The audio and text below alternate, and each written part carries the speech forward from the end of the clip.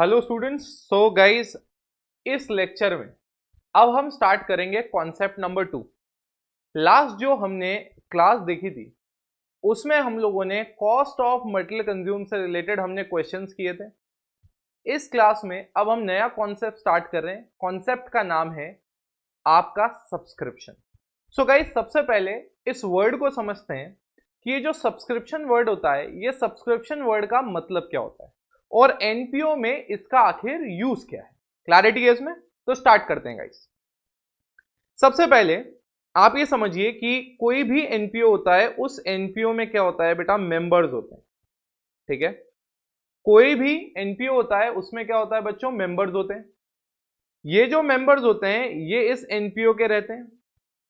अब अगर कोई भी इंसान को अगर एनपीओ का मेंबर बनना है या बने रहना है तो ये एनपीओ क्या करता है, इससे सालाना कुछ अमाउंट लेता है।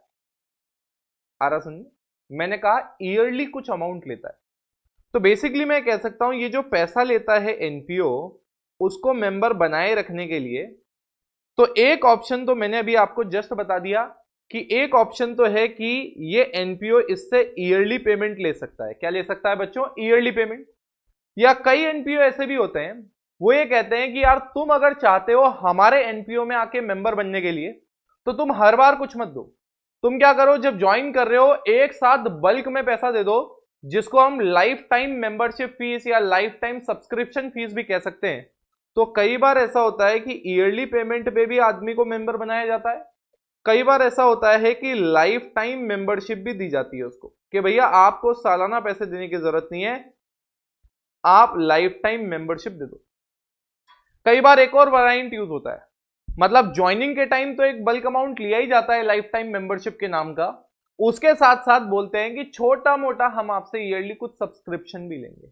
Are we guys clear with this? अब अपन थोड़ा सा समझने की कोशिश करते हैं कॉन्सेप्ट वाइज। एक बात बताओ मुझे आप, एनपीओ इस मेंबर से ये तो पक्की बात है कि पैसा ले रहा है, तो चाहे ईयरली पेमेंट ले चाहे वो लाइफ टाइम मेंबरशिप ले, दोनों ही केसेस में कैश तो आ रहा है। इसका मतलब ये तो पक्की बात है कि हमारे लिए कैश या बैंक का बैलेंस बढ़ रहा है, मतलब रिसीट या पेमेंट अकाउंट में डेबिट तो होगा। अब जो सेकंड पार्ट है इसका, मेन चीज तो वो है कि ये जो हमारे पास ईयरली सब्सक्रिप्शन आ रहा है, पहले अपन ईयरली को क्रैक करते हैं कि हमारे पास ये जो ईयरली सब्सक्रिप्शन आ रहा है, आखिरकार ये जो ईयरली सब्सक्रिप्शन है ये है क्या, मतलब इसको हम ट्रीट कैसे करेंगे, मतलब इसको हम शो कैसे करेंगे, ये हम थोड़ा सा समझने की कोशिश करते हैं। यार एक बात बताओ मुझे आप, हमारे को जब हमने पहला वाला कॉन्सेप्ट पढ़ा था तब भी ये आपने डिस्कशन में आया था कि एक कॉन्सेप्ट होता है जिसका नाम है अक्रूवल कॉन्सेप्ट।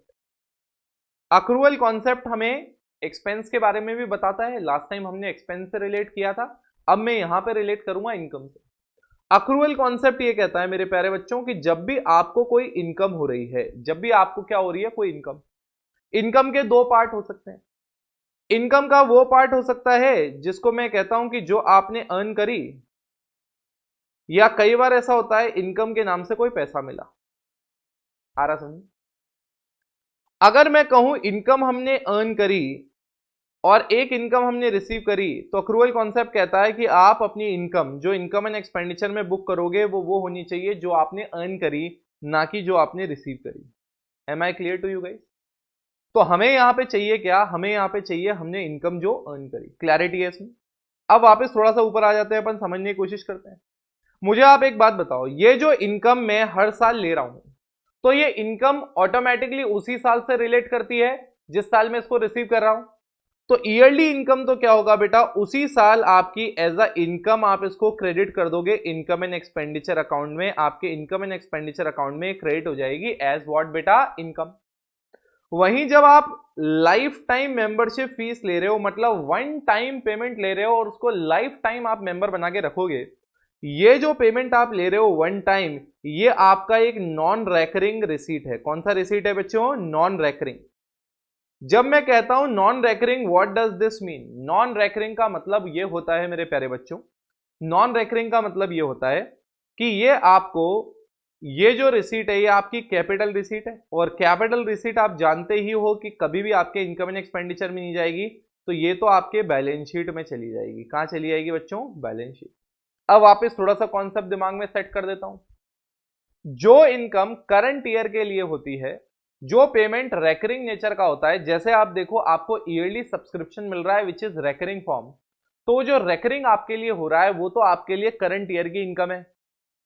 जो आपके लिए नॉन रेकरिंग अमाउंट है, जो आपके लिए नॉन रेकरिंग अमाउंट है, मतलब अगले बहुत सारे ईयर्स के लिए आपको एक साथ मिल गया है, वो नॉन रेकरिंग है और वो आपके लिए कैपिटल रिसीट होती है और वो बैलेंस शीट में जाएगी। आगे अपन देखेंगे कि ये बैलेंस शीट में जाके कैपिटल फंड में कैसे ऐड होती है। अभी मैं आपको कैपिटल फंड भी नहीं बता रहा हूं। क्लैरिटी है बेटा? थोड़ा सा ओवरव्यू दिया मैंने आपको, क्लियर है? अब मैंने कहा, मैंने एक आपको इंट्रोडक्शन दे दिया है कि सब्सक्रिप्शन क्या होती है बच्चों, सब्सक्रिप्शन मैंने आपको बता दिया है। अब मैं आपको एक फॉर्मूला बताता हूं।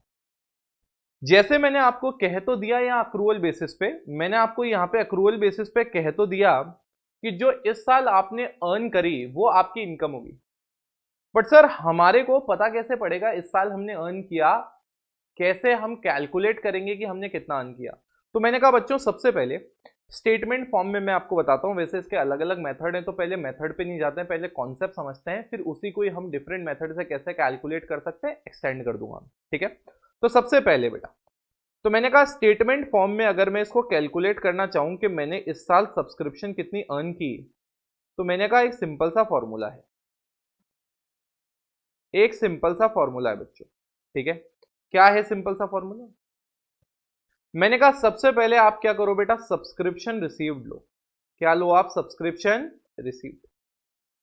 जो भी आपको इस साल सब्सक्रिप्शन मिली है, सर ये सब्सक्रिप्शन रिसीव्ड हमें कहां से मिलेंगे? यार इस साल जो भी पैसा आप लोगों के पास आ रहा है मेरे प्यारे बच्चों, वो हमें कहां मिलेगा? वो हमें रिसीट एंड पेमेंट अकाउंट में मिलेगा। तो वैसे मैं अभी आपको 3 एग्जांपल कराऊंगा इसी कॉन्सेप्ट से रिलेटेड, बट मैं आपको अभी थोड़ा सा आपको समझा रहा हूं ताकि जब मैं क्वेश्चन करूं और एग्जांपल समझाऊं तो आपके लिए वो एक रिपीटेशन और सेकंड बार टेलीकास्ट हो आपके लिए, ताकि दिमाग में बिल्कुल सेट हो जाए। तो मेरे प्यारे बच्चों, हमें जो सब्सक्रिप्शन रिसीव्ड हुई है इस साल, वो सब्सक्रिप्शन रिसीव्ड पहले हम यहां लिख देंगे जो हमें रिसीट एंड पेमेंट अकाउंट से मिल जाएगी, ठीक है? अब हमें क्या करना है? अब मुझे आप बताओ, अभी अभी मैंने आपको बताया अक्रूवल बेसिस क्या कहता है। अक्रूवल बेसिस कहता है इस साल जो आपने इनकम कमाई है वो इनकम होगी आपकी। तो इसका मतलब मैं इन सबसे निकालना क्या चाहता हूं? मैं यहां निकालना चाहता हूं income to be credited to, income to be credited to, मतलब ये मेरा ऑब्जेक्टिव क्या है, मैं यहां कर क्या रहा हूं? मैंने कहा मैं अक्रूवल बेसिस को फॉलो करना चाह रहा हूं। मैं यहाँ ये कैलकुलेट करना चाह रहा हूं income to be credited to income and expenditure account. मतलब ये जो मेरा प्रॉफिट एंड लॉस टाइप जो अकाउंट है, इनकम एंड एक्सपेंडिचर अकाउंट, इसमें मैं क्या क्रेडिट करूंगा, क्या मेरी फाइनल इनकम होगी? क्योंकि जो मैंने रिसीव किया वो तो अक्रूवल बेसिस पे मेरी इनकम है ही नहीं। मेरी इनकम क्या है? जो मेरे इस साल को रिलेट करती है। तो मैंने कहा यहां पे जो मेरी इनकम, जो मेरे को अमाउंट रिसीव हुआ, उसमें मैं वो अमाउंट ऐड कर दूंगा जो इस साल को रिलेट करता है, और एट द एंड मेरे पास आउटस्टैंडिंग एट द एंड है। क्या है बच्चों मेरे पास? Outstanding at the and.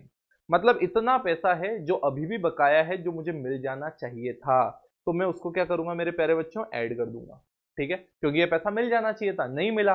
तो अक्रूवल बेसिस क्या कहता है? अर्न किया, कौन सा अमाउंट अर्न किया जो आपको इस साल को बिलोंग करता है। तो ये जो पैसा है जो मुझे नहीं मिला बट जो करंट ईयर को बिलोंग करता है, I have to add that. Similarly जो मेरे पास आउटस्टैंडिंग एट द बिगनिंग था, बेसिक अजम्पशन हम यहां एक लेके चल रहे हैं कि जो हमें शुरुआत का पैसा था, जो हमारे को फर्स्ट डे अमाउंट आउटस्टैंडिंग था इस साल शुरू होने से पहले, वो हमें रिसीव हो गया। तो मैं कह रहा हूं ये जो अमाउंट रिसीव हो गया, इसमें से वो अमाउंट तो हटा दो जो इस साल का है ही नहीं। अरे कहने का मतलब ये है बच्चों, पिछले साल मेरा 200 रुपया सब्सक्रिप्शन के नाम से आउटस्टैंडिंग था कि ये 200 रुपया मुझे मिलने वाला था, बट वो लास्ट ईयर तो मिला नहीं। बट जब इस साल मुझे पैसा रिसीव हुआ 10,000, तो इसमें 200 वो भी था जो लास्ट ईयर को बिलोंग करता है। तो अगर मुझे ये निकालना है कि इस साल का पैसा मुझे कितना मेरा अर्न हुआ, इस साल की मेरी इनकम कितनी है, तो 10,000 में से वो 200 हटा दूंगा ना जो लास्ट ईयर का था। क्योंकि लास्ट ईयर भले ही वो 200 नहीं मिला, बट अक्रूवल बेसिस में जब लास्ट ईयर की मैंने इनकम कैलकुलेट की होगी तो ये 200 रुपया तो जोड़ दिया होगा ना गाइस। क्लैरिटी है अपने को? चलो बेटा आगे बढ़ते हैं। ये जो मैं अभी बता रहा हूं इसका मैं अभी क्वेश्चन भी करवाऊंगा, तो आपके दिमाग में सेकंड टाइम भी सेट हो जाएगा। So don't worry about it. अगर छोटा मोटा कोई कंफ्यूजन रहता है तो जो क्वेश्चन अभी आगे आएंगे उसमें ये सारा का सारा जीरो से कवर हो जाएगा। यहां पे अब मैं कहता हूं ऐड करते हैं। क्या करते हैं? Add prepaid at the beginning. क्या ऐड करते हैं बच्चों? Prepaid at the beginning. शुरुआत में जो प्रीपेड है वो ऐड करो। क्यों यार? लास्ट ईयर मुझे 500 रुपए मिल गए थे एडवांस में, और वो पैसे कौन से ईयर के थे? करंट ईयर के। तो लास्ट ईयर की इनकम में तो ऐड हुए नहीं, क्योंकि लास्ट ईयर की इनकम से रिलेट नहीं करते, बट वो करंट ईयर से रिलेट करते हैं, तो इस साल वो क्या होंगे? ऐड होंगे। वैसे ही मुझे इस साल कुछ पैसा मिला, बट वो है नेक्स्ट ईयर के लिए, मतलब प्रीपेड एट द एंड। तो वो जो नेक्स्ट ईयर का पैसा है इस सब्सक्रिप्शन रिसीव में जो एडेड है, वो मैं क्या करूंगा मेरे प्यारे बच्चों? माइनस करूंगा। जब ये पूरा प्रोसेस कर दूंगा तो फाइनली मेरे हाथ में वो पैसा आएगा जो करंट ईयर के रिलेट करता है, जो मेरे को इस साल इनकम एंड एक्सपेंडिचर में क्या करना चाहिए बच्चों? क्रेडिट करना चाहिए एज व्हाट बेटा? इनकम। तो एक बार अपन ने छोटा सा ओवरव्यू ले लिया। सबसे पहले अभी तक हमने क्या समझा? सब्सक्रिप्शन क्या होता है। किसी भी मेंबर को मेंबर बने रहने के लिए जो पैसा देना पड़ता है उसको हम सब्सक्रिप्शन कहते हैं। नंबर टू, सब्सक्रिप्शन ईयरली भी होता है, सब्सक्रिप्शन लाइफ टाइम भी होता है। ईयरली इनकम होता है, लाइफ टाइम वाला बैलेंस शीट में जाता है। अब हमने कहा अगर क्वेश्चन में रिसीट एंड पेमेंट अकाउंट में हमें दे रखा है कि सब्सक्रिप्शन इस साल टोटल इतना रिसीव हुआ, तो मैं उससे कैसे निकालूंगा वो अमाउंट जो मेरी इस साल इनकम है? क्योंकि अक्रूवल बेसिस क्या कहता है? जो रिसीव हुआ वो इनकम नहीं है, इनकम वो है जो इस साल को रिलेट करता है। तो मैंने ये कुछ स्टेप्स आप लोगों के लिए यहां लिखे जो ultimately help us to reach that amount which we can say this is the final amount which has to be credited to income and expenditure. Clarity है गाइस यहां तक? अब अपन क्या करते हैं, 3 क्वेश्चन लेते हैं जिसमें गारंटी है मेरी बेटा कॉन्सेप्ट पूरा का पूरा दिमाग में सेट हो जाएगा। ये एग्जाम्पल है। आप देखो फर्स्ट स्टेप मैंने आपको कॉन्सेप्ट समझाया, अब मैं आपको 3 क्वेश्चन कराऊंगा जिसमें ये सारा कॉन्सेप्ट ऐड होगा, मतलब एग्जाम्पल जो मेरे क्रिएटेड है। फिर अपन बुक के क्वेश्चन करेंगे तो इतनी बार रिपीटेशन होगा कि कॉन्सेप्ट तो आपके दिमाग में सेट हो ही जाएगा। So guys let's move on to the example now. So guys question पे चलते हैं। क्वेश्चन क्वेश्चन क्वेश्चन, तो ये रहा बच्चों क्वेश्चन। ठीक है, एक काम करता हूं, मैं पहले आपको ये जो मैंने अभी सब्सक्रिप्शन का इंट्रोडक्शन दिया, आप पहले इसको कॉपी कर लो पॉज करके। ठीक है, मैं आपको पूरा का पूरा स्क्रीन दे रहा हूं, आप इसको पॉज करके कॉपी कर लो। ठीक है, इसको कॉपी कर लो पहले ताकि अपने लिए आसान रहे थोड़ा सा रिवाइज करना। जो क्वेश्चन एग्जाम्पल मैं आपको कराऊंगा, मैं आपको अप्रोक्सीमेटली 5 एग्जाम्पल पहले करा चुका हूँ कॉस्ट ऑफ मटेरियल कंज्यूम में क्वेश्चंस के अलावा, तो अब वो उसके आगे मैं एग्जाम्पल्स कंटिन्यू कर रहा हूँ। और ये एग्जाम्पल आपके लिए इंपॉर्टेंट कैसे होंगे बच्चों, कि आप जब इन एग्जाम्पल्स को देखोगे तो इन एग्जाम्पल्स के साथ आप क्या करोगे कि रिवाइज कर पाओगे। तो आप जब कॉन्सेप्ट पढ़ोगे तो एक कॉन्सेप्ट पढ़ो और मेरे लिखे हुए एग्जाम्पल रिवाइज करो, तो आपको पूरा का पूरा रिवाइज हो जाएगा। ठीक है, आप इसको पहले पॉज करके कॉपी करो, उसके बाद अपन आगे बात करते हैं।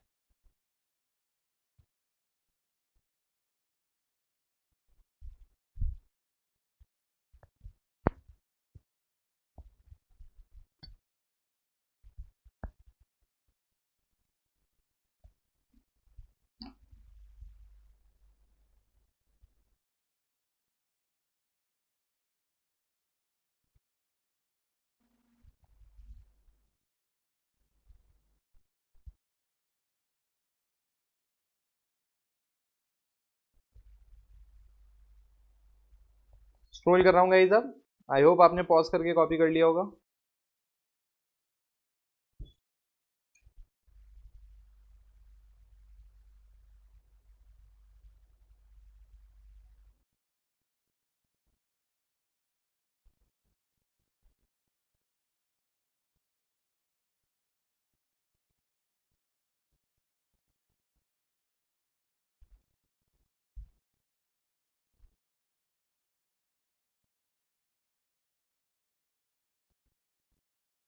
ओके गाइस, अब मैं आपको और स्क्रॉल कर रहा हूँ। अब आप क्या करिएगा, ये क्वेश्चन कॉपी कर लीजिएगा अच्छे से।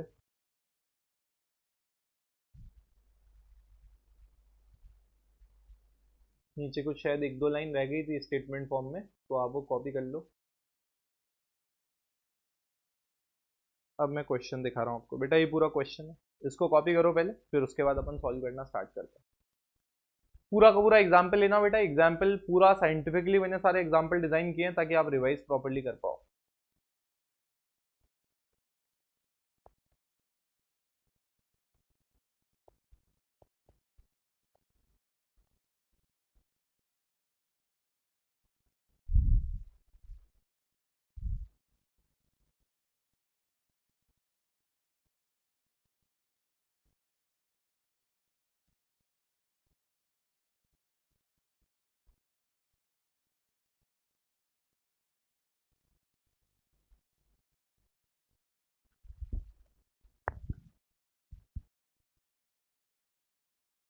तो गाइज स्टार्ट करते हैं फिर अपन। आई होप आपने पॉज करके पूरा कॉपी कर लिया होगा गाइज। स्टार्ट करते हैं। तो guys receipt and payment account for the year ended 31st of March 2021, ठीक है। रिसीट एंड पेमेंट अकाउंट बेटा ये एक्सट्रैक्ट है, सबसे पहले एक चीज ध्यान रखना, ये एक्सट्रैक्ट है, मतलब पूरा का पूरा अकाउंट नहीं है, इसलिए इसमें टोटल वगैरह कुछ भी नहीं है, सिर्फ एक्सट्रैक्ट है, एक टुकड़ा है पूरे रिसीट एंड पेमेंट अकाउंट का, ठीक है।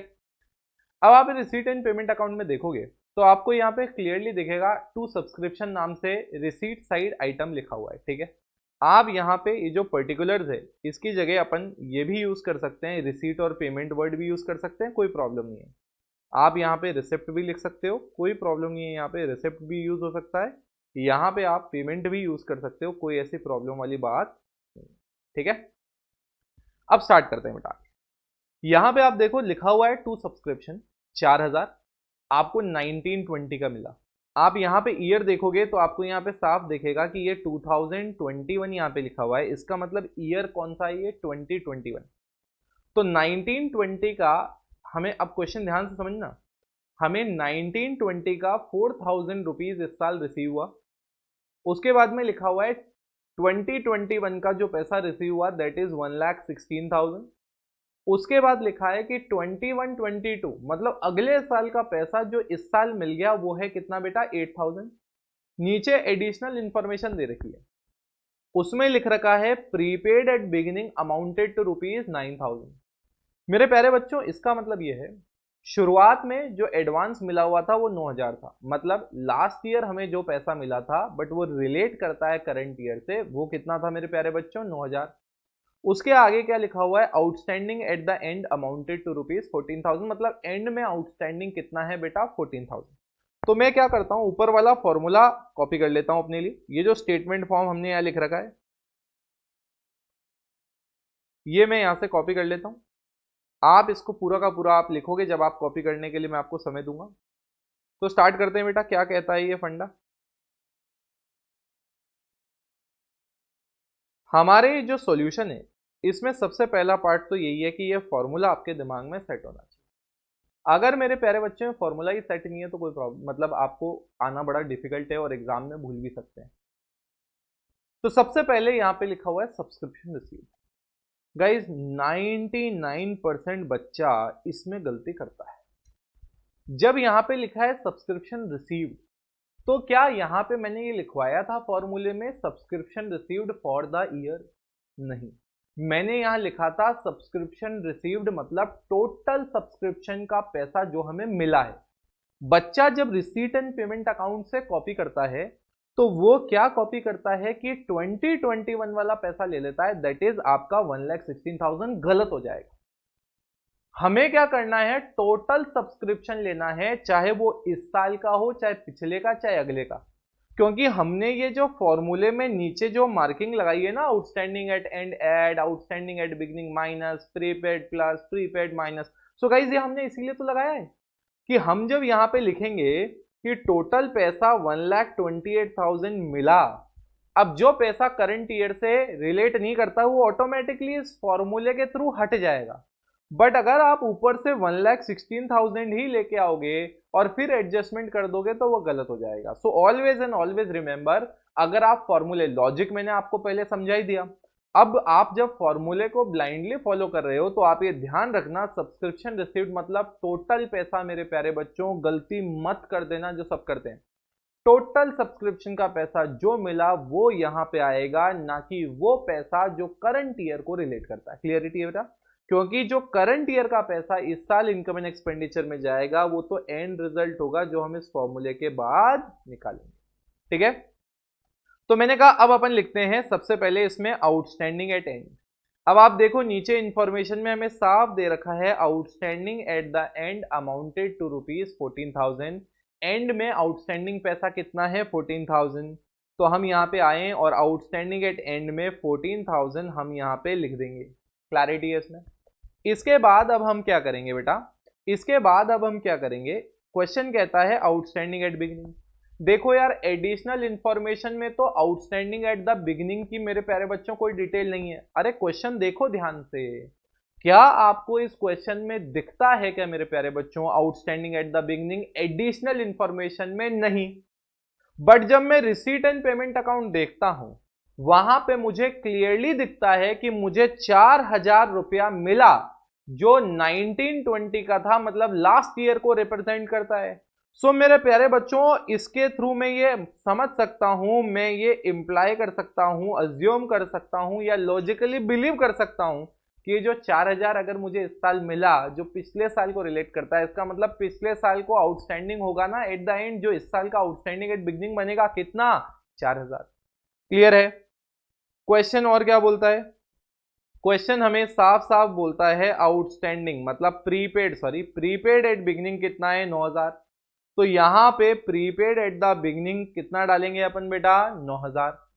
उसके बाद है prepaid at end. Prepaid at the end हमें यहां से मिलेगा कितना है prepaid at the and 8,000।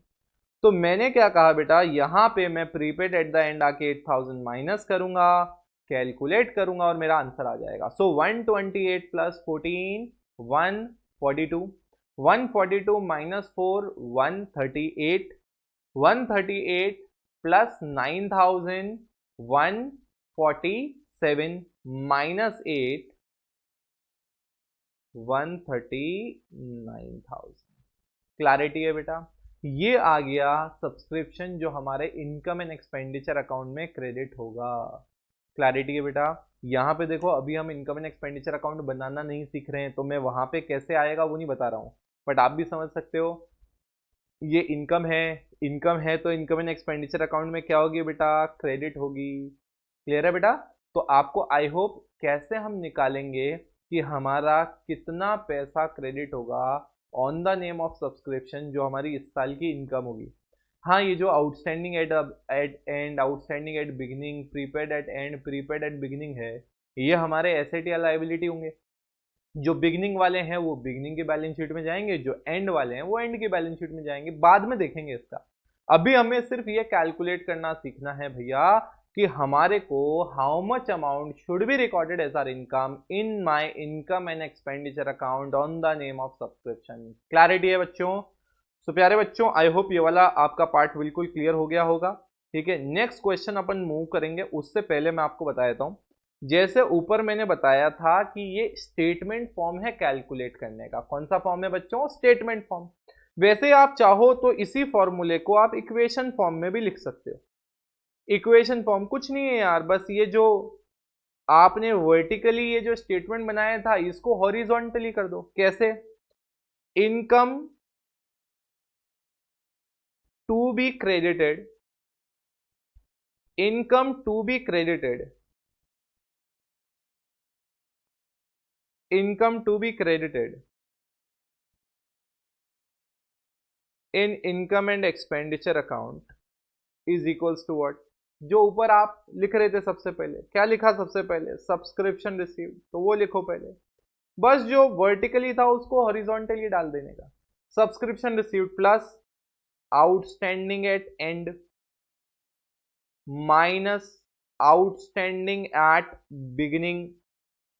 Clarity है guys? Outstanding at end minus outstanding at beginning plus prepaid at beginning minus prepaid at end. Okay guys, so I hope ये वाला part आपके दिमाग में बिल्कुल क्रिस्टल क्लियर है कि यार इनकम जो हमें क्रेडिट करनी है इनकम एंड एक्सपेंडिचर अकाउंट में वो कैसे कैलकुलेट करने हैं और उसका अमाउंट कैसे अपना आता है। ठीक है, ये बस वो जो वर्टिकल फॉर्मेट था उसी को मैंने हॉरिजॉन्टल फॉर्मेट में डाल दिया। क्लैरिटी है? सबसे पहले तो बेटा ये आंसर वाला पार्ट आप कॉपी करेंगे और उसके बाद अगला क्वेश्चन आप कॉपी करेंगे।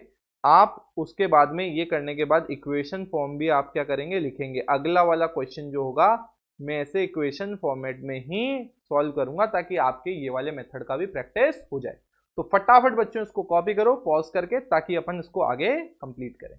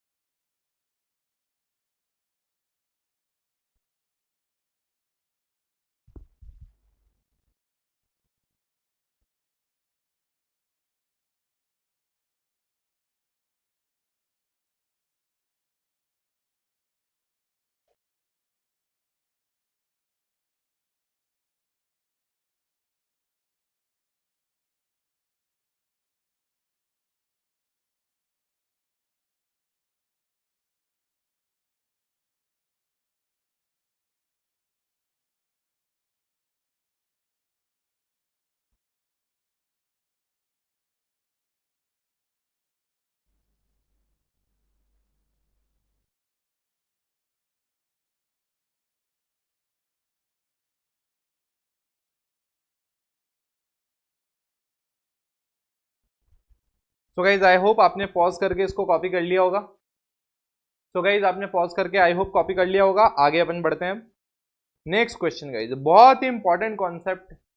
कॉन्सेप्चुअली अगर मैं आपको कहूं ये बहुत ही इंपॉर्टेंट पार्ट है। कॉन्सेप्चुअली अगर मैं आपको कहूं तो ये बहुत बहुत बहुत इंपॉर्टेंट पार्ट है जो अपने को ये करने का है, क्योंकि इसमें मैंने दो केस में इस क्वेश्चन को बाइफरकेट किया है। ठीक है, तो आप क्या करो, पहले इस क्वेश्चन को कॉपी करो और क्वेश्चन को कॉपी करने के बाद फिर अपन डिस्कस करते हैं कि अल्टीमेटली इसको हमें करना कैसे है। ठीक है, पहले यहां तक आप इसको पॉज करके कॉपी करोगे, उसके बाद मैं आपको नीचे दो केस होंगे वो भी आपको कॉपी करने के लिए बताऊंगा और फिर अपन फुल फ्लैज इस क्वेश्चन को सॉल्व करते हैं।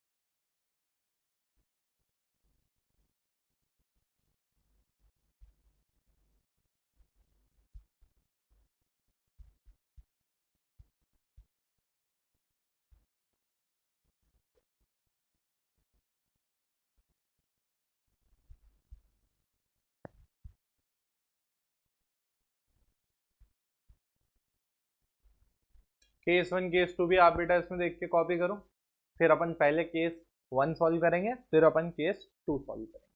ठीक है,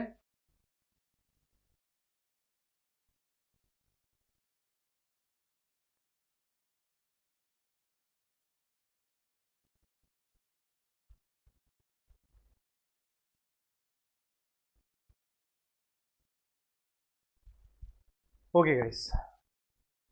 सो गाइस स्टार्ट करते हैं अब अपन केस वन सॉल्व करने।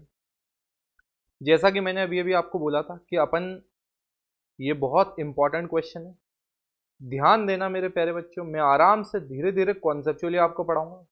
देखो गाइज, मैं बिल्कुल भी अज्यूम नहीं कर रहा हूं कि आपने इसको प्रीवियस क्लासेस में आपने इस कॉन्सेप्ट को, मतलब कोई भी कॉन्सेप्ट आपको आता होगा। इससे ऑफेंड भी फील मत होना। कई बच्चे आ रहे हैं मेरे को आता है, सर ने ऐसे कैसे बोल दिया, मुझे नहीं आता।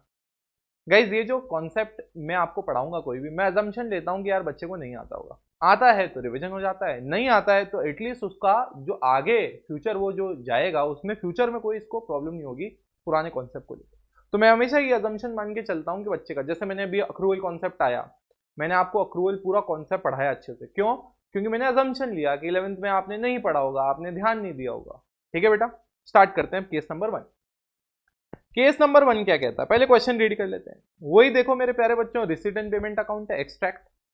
टू सब्सक्रिप्शन 3,500, 192 400, 4100, टोटल कितना हो गया बेटा 2 लाख। टोटल कितना हो गया 2 लाख। 2 लाख रुपीज टोटल क्या है अपने पास आया। Additional information, subscription in advance as on 31 March 2020 is this. Second adjustment कहता है subscription outstanding at beginning as on 31 March 2020 is this. Guys अगर आप इसको गौर से देखोगे लास्ट वाले क्वेश्चन और इसमें क्या डिफरेंस है, मेजर डिफरेंस, सोचो जल्दी सोचो जल्दी सोचो। पहले वाले क्वेश्चन में क्या था बताए, उसमें आउटस्टैंडिंग सब्सक्रिप्शन नहीं दे रही। दिमाग चलाए दिमाग। लास्ट वाले एग्जाम्पल में हमारे को सब्सक्रिप्शन आउटस्टैंडिंग एट बिगिनिंग दे ही नहीं रखा था यार, हमारे को दे ही नहीं रखा था। हमने तो रिसीट एंड पेमेंट अकाउंट में जो इस साल पैसा आया है उसके बेसिस पे अज्यूम किया था कि इतना ही पैसा शुरुआत में भी आउटस्टैंडिंग होगा और वो मिल गया। बट इस क्वेश्चन में एडजस्टमेंट नंबर 2 साफ कहता है कि आपका शुरुआत में आउटस्टैंडिंग कितना था मेरे प्यारे बच्चों, 5,000। कितना था बेटा 5,000। तो स्टार्ट करते हैं, केस नंबर 1 क्या कहता है। मैंने कहा था ये वाला मैं इक्वेशन फॉर्म में कराऊंगा, याद है तुम्हें। स्टार्ट करें तो बेटा इक्वेशन फॉर्म, पहले इक्वेशन पढ़ लेते हैं अपन वहां से, आप लोग लिखो मैं कॉपी करता हूं, अपने पास है ऐसा फॉर्मेट, डोंट बी जेलस। चलो बेटा चलो चलो चलो चलो आ गए, तो यहां पे पहुंचे अपन, फॉर्मूला लिखा। अब समझने की कोशिश करते हैं। सबसे पहले फॉर्मूले में एक एक चीज अपन इंपोर्ट करते हैं जो हमारे पास क्वेश्चन दे रखा है उसमें से। सब्सक्रिप्शन रिसीव, बताओ मेरे प्यारे बच्चों सब्सक्रिप्शन कौन सा आएगा, वो आएगा जो इस साल को रिलेट करता है। 192 400 ले लूं या 2 लाख लूं, अभी अभी लास्ट क्वेश्चन में सीखा था। सब्सक्रिप्शन रिसीव मतलब मेरे प्यारे बच्चों क्या है, टोटल पैसा जो इस साल हमें मिला इररिस्पेक्टिव ऑफ द फैक्ट इस साल का था, पिछले साल का था, उससे पिछले साल का था, अपने को कोई मतलब ही नहीं। कितना आया बेटा 2 लाख रुपया, तो मैंने यहां पे कितना लिख दिया 2 लाख रुपया। आउटस्टैंडिंग एट एंड, एंड में कितना आउटस्टैंडिंग था मेरे प्यारे बच्चों, एंड में कितना आउटस्टैंडिंग था ये अभी अपन कैलकुलेट करते हैं, इसकी जगह मैं छोड़ देता हूं। आउटस्टैंडिंग एट बिगिनिंग, अब देखो आप अगर आप लास्ट क्वेश्चन वाला फॉर्मेट फॉलो करोगे तो आप 3.5 लिख दोगे, वो गलत हो जाएगा। क्वेश्चन चिल्ला चिल्ला के कह रहा है कि आउटस्टैंडिंग एट द बिगिनिंग 5,000 रुपए थे। 3.5 क्या है सर, फिर 3.5 तो वो है कि 5,000 में से हमें इस साल मिला कितना। सर लास्ट क्वेश्चन में तो आपने यही ले लिया था, लास्ट क्वेश्चन में तो आपने सर ये 4,000 ही लिया था आउटस्टैंडिंग एट बिगिनिंग। अरे लिया था मेरे प्यारे बच्चों, क्योंकि लास्ट ईयर मेरे को पता नहीं था आउटस्टैंडिंग एट बिगिनिंग कितना है, तो मैंने अज्यूम किया कि इस साल अगर 4,000 मिला तो इसका मतलब इस साल लास्ट ईयर एंड में आउटस्टैंडिंग कितना होगा, इस साल शुरुआत में आउटस्टैंडिंग कितना होगा, वही होगा। बट ये क्वेश्चन तो क्लियरली कहता है भले ही मुझे मिला 3.5 बट शुरुआत में आउटस्टैंडिंग कितना था 5,000। तो हमारा क्वेश्चन यहाँ पे क्या पूछता है, आउटस्टैंडिंग एट बिगिनिंग कितना था। क्वेश्चन ये पूछता ही नहीं है, मतलब हमारा आंसर ये कहता ही नहीं है कि आउटस्टैंडिंग एट द बिगिनिंग जो मिल गया वो लिखो, नहीं, आउटस्टैंडिंग एट द बिगिनिंग कितना था 5,000, तो 5 लिख दिया। प्रीपेड एट बिगिनिंग, क्वेश्चन कहता है पहला एडजस्टमेंट आउटस्टैंडिंग एट बिगिनिंग कितना है 3,000, तो यहाँ पे अपन ने आए यहाँ पे लिखा हमने 3,000 minus prepaid at end minus prepaid at end. Prepaid at end क्या है बेटा 4,100, तो यहाँ पे आए यहाँ पे लिखा अपन 4,100। सर ये आपने आउटस्टैंडिंग एट द एंड क्यों छोड़ दिया, मैंने कहा इसमें दिमाग लगाने का है बच्चों, दिमाग लगाने का इसीलिए छोड़ा मैंने, ठीक है। केस नंबर 1 क्या कहता है, अब ये केस नंबर 1 सॉल्व कर रहा हूं तो मेरे लिए केस नंबर 1 पढ़ना बहुत जरूरी है। पहले केस नंबर 1 कहता है subscription outstanding for 2020, subscription outstanding for 2021 है बेटा। ये थोड़ा सा अपन इसमें वो एडिशन डाल देते हैं, सब्सक्रिप्शन आउटस्टैंडिंग फॉर 2021 कितना है, सब्सक्रिप्शन आउटस्टैंडिंग फॉर 2021 6,400। नीचे चलते हैं, हमें चाहिए क्या, फॉर्मूला क्या पूछता है, फॉर्मूला कहता है मेरे प्यारे बच्चों हमें चाहिए outstanding at the and. Outstanding at the and का क्या मतलब होता है, आउटस्टैंडिंग एट द एंड का मतलब क्या यह है कि outstanding at the and for current year. समझने की कोशिश करना बात। तो बच्चों वापस वापस वापस एक बार रिपीट करते हैं। Outstanding at the and, outstanding at the and का क्या ये मतलब था कि सिर्फ करंट ईयर का आउटस्टैंडिंग? नहीं, आउटस्टैंडिंग एट द एंड का मतलब ये होता है कि एंड में टोटल आउटस्टैंडिंग कितना है, चाहे वो इस साल का हो चाहे वो पिछले साल का हो। एक एग्जांपल देता हूं, समझने की कोशिश करना। वापस रिपीट कर दिया मैंने आपके लिए ताकि थोड़ा सा डिफरेंट पॉइंट है, डिफिकल्ट पॉइंट है, दिमाग में एक बार में सेट हो जाए। मैंने कहा मैंने लास्ट टू लास्ट ईयर पढ़ा है, ध्यान से सुनना। 3 साल की बात करूंगा मैं यहाँ पे, ठीक है, या चलो 2 साल करता हूं, ज्यादा कंफ्यूजन अवॉइड करते हैं थोड़ा सा। लास्ट ईयर मैंने बच्चों को पढ़ाया और मुझे लेट से 10 लाख रुपए मिलने वाले, ठीक है। मैंने पढ़ाया, उसके बाद मुझे 8 लाख रुपए मिले और 2 लाख रुपए बच्चों ने कहा हम अगले साल देंगे। क्लियर है? अगले साल फिर मैंने 10 लाख रुपए का पढ़ाया और फिर 8 लाख रुपए आए, तो कितना हो गया करंट ईयर का आउटस्टैंडिंग? ध्यान से सुनना। अब करंट ईयर का आउटस्टैंडिंग कितना हुआ, समझो बेटा समझो। मैंने कहा लास्ट ईयर मैंने पढ़ाया और लास्ट ईयर पढ़ाने के बाद मुझे 10 लाख रुपए मिलने वाले थे, सिर्फ 8 लाख रुपए मिले, तो कितना आउटस्टैंडिंग रह गया मेरे प्यारे बच्चों? 2 लाख रुपए आउटस्टैंडिंग रह गया, ठीक है। करंट ईयर में मैंने फिर पढ़ाया, 10 लाख रुपए मुझे मिलने वाले थे, 8 लाख ही मिले, तो करंट ईयर में भी कितना आउटस्टैंडिंग हो गया मेरे प्यारे बच्चों? 2 लाख रुपए। अब मैं ये कह रहा हूं कि करंट ईयर में मतलब लास्ट ईयर 2 लाख आउटस्टैंडिंग था, उसमें से करंट ईयर में 1 लाख रुपए मुझे मिल गए, तो लास्ट ईयर के से में भी कितना आउटस्टैंडिंग है? टोटल 1 लाख। तो अगर मैं तुमसे पूछूं आउटस्टैंडिंग एट एंड कितना होगा, तो आप क्या कहोगे? एंड में आउटस्टैंडिंग कौन सा होगा? 2 लाख रुपए तो ये होगा जो करंट ईयर का है, और 1 लाख रुपए जो लास्ट ईयर का है, तो total outstanding at the and जो होगा वो होगा 3 लाख रुपए मेरे प्यारे बच्चों। कितना होगा बेटा? 3 लाख रुपए होगा जो इस साल एंड में क्या है? आउटस्टैंडिंग, ठीक है। अब मैंने कहा 3 लाख रुपया मेरा आउटस्टैंडिंग तो है मेरे प्यारे बच्चों। अब यहां पे लैंग्वेज पढ़ने की कोशिश करो। क्वेश्चन कहता है इफ सब्सक्रिप्शन आउटस्टैंडिंग फॉर 2020-21, मतलब ये करंट ईयर का आउटस्टैंडिंग है सिर्फ 6400, और ऊपर डिटेल्स में डेटा क्रैक करने की कोशिश करो। लास्ट ईयर आउटस्टैंडिंग कितना था? 5000, उसमें से मुझे कितना मिल गया? 3500। तो अगर मैं outstanding at the and calculate करने की कोशिश करूंगा तो outstanding at the and calculate करने की कोशिश करूंगा तो सीधा सीधा क्लियर फंडा है, 6400 तो करंट ईयर का आउटस्टैंडिंग है, उसके बाद लास्ट ईयर का 5000 का आउटस्टैंडिंग था जिसमें से करंट ईयर सिर्फ 3500 मिला, तो टोटल आउटस्टैंडिंग अभी भी कितना है? 1500। इसका मतलब outstanding at the and current year और पिछले सालों का मिला के टोटल है 7900। कितना है बच्चों? 7900। तो मैंने आपको एक कॉन्सेप्ट बताया इस क्वेश्चन में, ये बहुत ही इंपॉर्टेंट पॉइंट था। जब फॉर्मूला हम करते हैं मेरे प्यारे बच्चों, हम आउटस्टैंडिंग एट द एंड लिखते हैं। जब हम आउटस्टैंडिंग एट द एंड लिख रहे हैं, what does that outstanding at the and resemble? It means and में टोटल आउटस्टैंडिंग कितना है। जैसे इसमें भी टोटल आउटस्टैंडिंग लिया, करंट ईयर का तो सिर्फ 6400 है, पिछले सालों का कितना है? 1500, तो total outstanding at the and कितना हो गया? 7900। गाइस फॉर्मूला देखो, लॉजिक हम पहले समझ के आए हैं। जब फॉर्मूला हम कर रहे हैं, इक्वेशन में पुट कर रहे हैं, तो हमें हर एक चीज का मतलब पता होना चाहिए। देखो गाइस, ऑनेस्टली प्रैक्टिकल कॉन्सेप्ट होता है, 10 तरीके होते हैं निकालने का। तो हमने लॉजिक तो पढ़ लिया कि हमें करंट ईयर का सब्सक्रिप्शन ही इनकम बुक करनी है, बट जब हम फॉर्मूला पढ़ रहे हो तो एक एक चीज में फॉर्मूले में जो आइटम आ रहा है उसको समझना पड़ेगा। सब्सक्रिप्शन रिसीव मतलब टोटल, चाहे करंट ईयर, चाहे लास्ट ईयर, चाहे नेक्स्ट ईयर। जब हम आउटस्टैंडिंग एट द एंड पढ़ रहे हैं, इसका मतलब outstanding at the and total, इस ईयर का और पुरानी ईयर्स का भी मिला के। क्लियर है?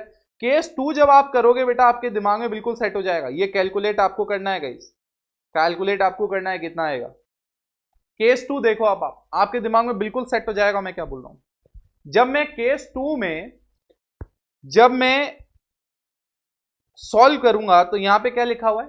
If subscription outstanding as on 31 March 2021 is 6400। इसका मतलब जब मैं यहां पे अगले वाले क्वेश्चन में जब मैं यहां करूंगा, केस 2 जब मैं यहां करूंगा मेरे प्यारे बच्चों, और जब मैं यहां फॉर्मूला लिखूंगा, तो केस 2 में मैं यहाँ पे क्या वो पिछले साल वाला ऐड करूंगा केस 2 में? आ रहा सुनने? वैल्यूज डालते हैं अपन सबसे पहले। पहले तो बाकी सब वैल्यूज तो रिपीट हो जाएंगी। सब्सक्रिप्शन रिसीव कितना है? 2 लाख रुपीज, तो यहाँ पे 2 लाख आ गया। आ रहा सुनने? अब आते हैं outstanding at the and. Outstanding at the and, क्या इस क्वेश्चन में आपको कैलकुलेट करना पड़ेगा? क्या इस क्वेश्चन में कैलकुलेट, इस वाले केस में कैलकुलेट करना पड़ेगा? नहीं, ये 6400 डायरेक्ट ही लोगे। अगर मैं आपके लिए बाइफरकेट करके बताऊं तो समझने की कोशिश करना। आउटस्टैंडिंग एट द एंड इसमें टोटल दे रखा है 6400, मैं बाइफरकेट करूं तो 6400 में से 1500 तो मेरा पिछले सालों का है और करंट ईयर का आउटस्टैंडिंग कितना है? 4900। तो यहां पे मुझे ऑलरेडी कैलकुलेट करके दिया हुआ है, तो मैं यहां पे 6400 में लास्ट ईयर वाला 1500 ऐड नहीं करूंगा, because it is already added. जो केस नंबर 1 था उसमें मेरे प्यारे बच्चों बोला था outstanding for the year is only 6400। तो आपको तो आउटस्टैंडिंग टोटल चाहिए, तो आप फॉर द ईयर में प्रीवियस ईयर का जोड़ दोगे तो टोटल आ जाएगा। इस केस में पूरा कंप्लीट एट द एंड दिया हुआ है, तो इसलिए हम वो ले नहीं रहे। इसलिए मैं कह रहा हूं ये क्वेश्चन जो एग्जांपल मैंने बनाए इसलिए बनाए ताकि आपको पढ़ते वक्त जितना कंफ्यूजन हो उतना हो जाए। कई बार क्या होता है, बच्चा पढ़ता है, इतने आसान आसान सवाल करता है, उसको लगता है अरे यार ये तो सीधा सीधा आ रहा है, ये तो बड़ा आसान है। बट जब एग्जाम में ये ट्रिकी वाला पार्ट आता है तो बच्चा क्या होता है, टाए टाए फिश। तो अपने को क्या करना है बेटा, जब अपन पढ़ रहे हो अपने को पढ़ते वक्त ही कंफ्यूजन क्रिएट करना है, ताकि क्या हो, आपका दिमाग यहीं से सोचने लग जाए यार क्या हो रहा है। अगर किसी बच्चे को समझ में भी नहीं आ रहा तो उसको आज ही पता पड़ जाएगा ये वाला पॉइंट मेरा वीक रह गया है। क्लियर है बेटा फंडा? अब आउटस्टैंडिंग एट बिगिनिंग, शुरुआत में आउटस्टैंडिंग कितना था गाइस? 5000। ऑलरेडी हमने डेटा पहले ही देख रखा है। प्रीपेड एट द बिगिनिंग कितना है? क्वेश्चन में ऑलरेडी दे रखा है। हमारा प्रीपेड एट बिगिनिंग है 3000। उसके बाद हमारा क्या है, प्रीपेड एट एंड कितना है? मैंने कहा कैलकुलेट कर लेते हैं भैया, प्रीपेड एट एंड कितना है? प्रीपेड एट एंड 4100, तो वो 4100 माइनस कर दिया। I hope now guys you can calculate कि ये कितना आएगा जो हमें क्रेडिट करना है। सो गाइज इसको फटाफट कॉपी करो, अच्छे से कॉपी करो, ताकि अपने को ये कॉन्सेप्ट दिमाग में सेट हो जाए। फिर नेक्स्ट वाला एग्जाम्पल मैंने बनाया आप लोगों के लिए, आप उसको ट्राई करोगे, आप उसको सॉल्व करोगे। ठीक है, चलो बेटा कॉपी करो।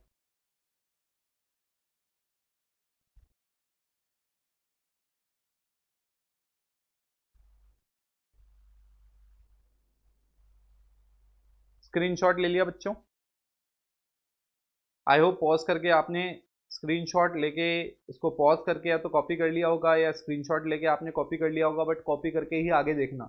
ये लेक्चर थोड़ा सा बड़ा हो जाएगा क्योंकि कॉन्सेप्ट इसमें 2-3 अच्छे अच्छे हैं। ठीक है,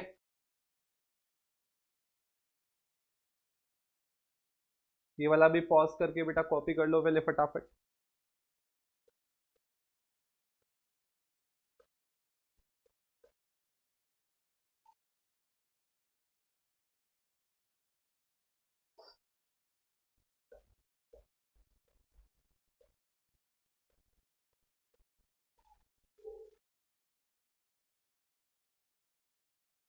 ओके गाइस, आई होप आपने पॉज करके इसको कॉपी कर लिया होगा।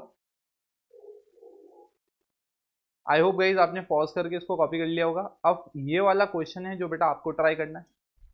इसका आंसर मैं आपको अगले लेक्चर में जब स्टार्ट होगा तब बताऊंगा कि एग्जाम्पल नंबर 8 का आंसर क्या था। आप इसको पॉज करके कॉपी करें, आप इस क्वेश्चन को ट्राई करें और फिर अपन अगले लेक्चर में इसको क्या करेंगे बेटा, डिस्कस करेंगे। ठीक है बच्चों? तो गाइस ये जो पूरा लेक्चर था, हमने इस पूरे लेक्चर में अभी तक मतलब या अभी तक हमने क्या क्या पढ़ लिया?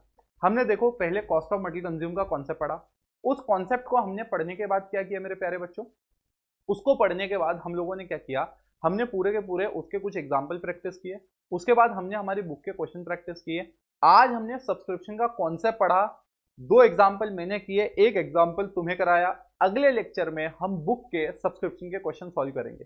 टिल देन टेक केयर बेटा, bye bye. But do revise complete every part बेटा। अगेन आई एम रिपीटिंग, ये जो लेक्चर है बिल्कुल ऑफलाइन जैसा आपको फील आएगा, बट आपको ये चीज ध्यान रखनी है, थोड़ी सी सिंसियरिटी खुद रखनी है बच्चों। ठीक है, आपको खुद ये ट्राई करने का है। ठीक है, खुद ये क्वेश्चन देखने का है, जो मैंने कराया उसको रिवाइज करने का है। Then only we will be able to achieve our target and score very good marks in our board. Okay guys, so till then take care, bye bye, see you in the next lecture, जहां अपन इसके क्या करेंगे बच्चों, questions करेंगे।